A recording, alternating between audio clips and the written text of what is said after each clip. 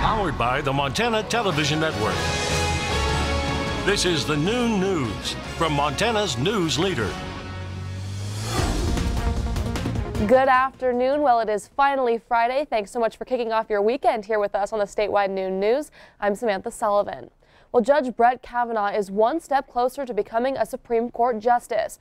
The Senate voted 51-49 today to advance his nomination forward, but senators could change course for their final vote. Nicole Killian is on Capitol Hill with the latest. Those are 49. The motion is agreed to. The Senate voted this morning to limit debate on Judge Brett Kavanaugh's Supreme Court nomination, clearing the way for a final vote expected tomorrow.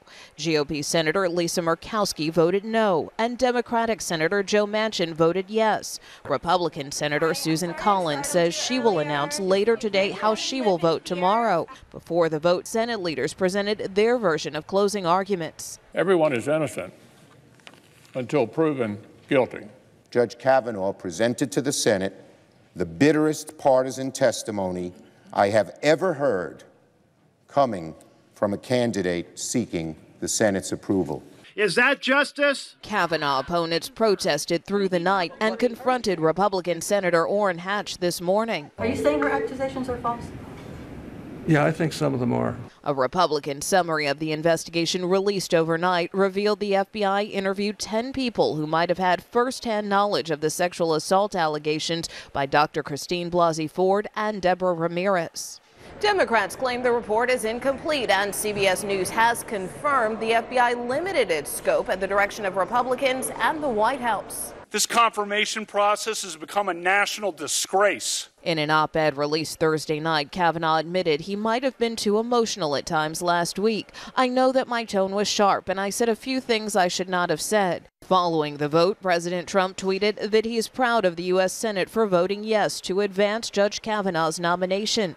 Nicole Killian, CBS News, Capitol Hill. Montana Senator Jon Tester voted against advancing Judge Kavanaugh's nomination this morning.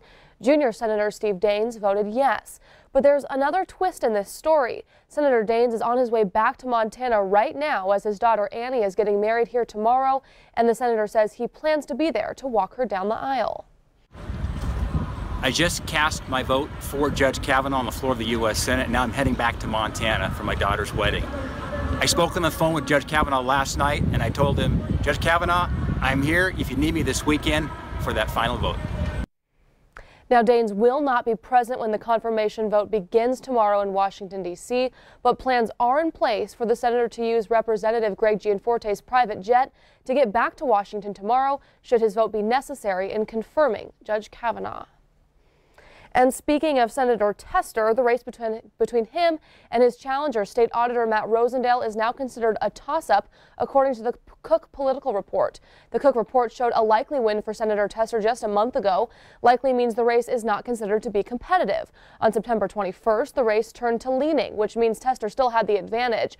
But this week, it turned to a toss-up. Tester has been ahead in every public poll, but the race is always within the margin of error. Cook Senate race analyst Jennifer Duffy says the fight over Supreme Court nominee Brett Kavanaugh has energized the GOP base. And due to the Kavanaugh vote, the televised debate between Jon Tester, Matt Rosendale, and Libertarian Rick Breckenridge, set for this Saturday evening here on Montana Television Network, has been postponed. Senator Tester will have to be in Washington, D.C. to cast his vote. MTN is working with all three candidates to reschedule that debate.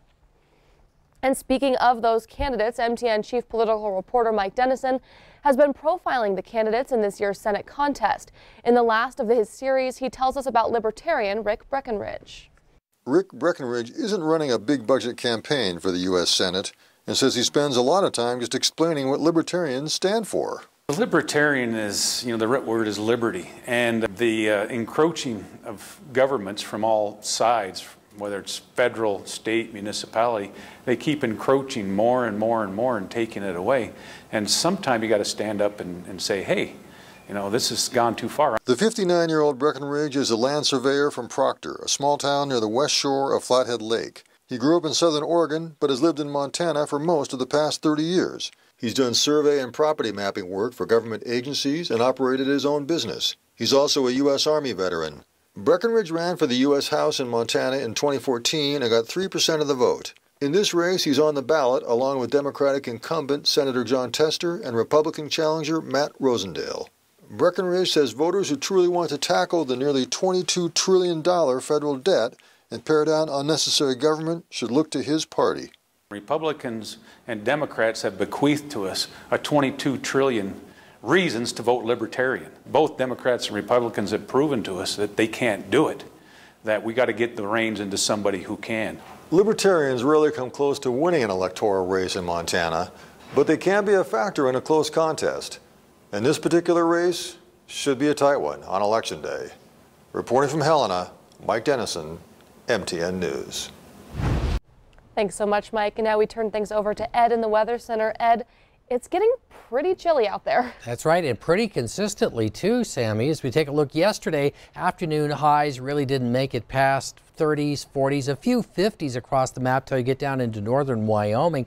And compare that to average for this time of the year. Check out yesterday, 35 was the high over at Dickinson, North Dakota. Normally they'd be at 62. In fact, 60 to 65 is pretty common for the afternoon highs this time of the year. But as we look through the weekend, the same pattern will hold. We're going to look at temperatures staying below average. Showers will be around off and on, combining both rain and snow. And it looks like this is going to be a while before we'll start to see a shift. We've been saying that for a while. We'll take another look at it in a few minutes. Thanks so much, Ed. Well, winter in Glacier National Park may be moving in fast, but construction crews working on the reconstruction of Sperry Chalet are moving even faster. They've been able to get a roof on the chalet, a critical goal for this year. Contractors and suppliers have been hard at work since midsummer, hoping to get the first phase of reconstruction complete before the season ends. The snow this week nearly halted their progress, but contractors have been able to finish getting the roof onto the chalet, which will make it more weatherproof against the coming winter storms.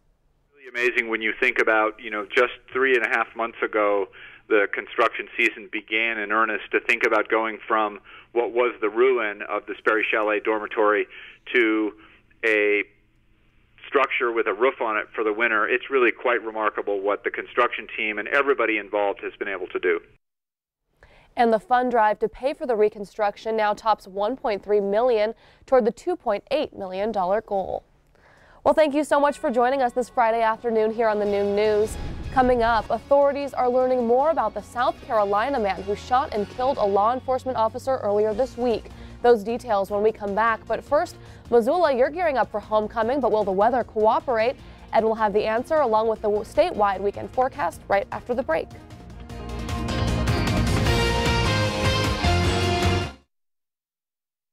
You're watching MTN News with Samantha Sullivan. Storm Tracker weather with Ed McIntosh, and farm and ranch news from the Northern Ag Network. This is the Noon News on Q2, Montana's news leader.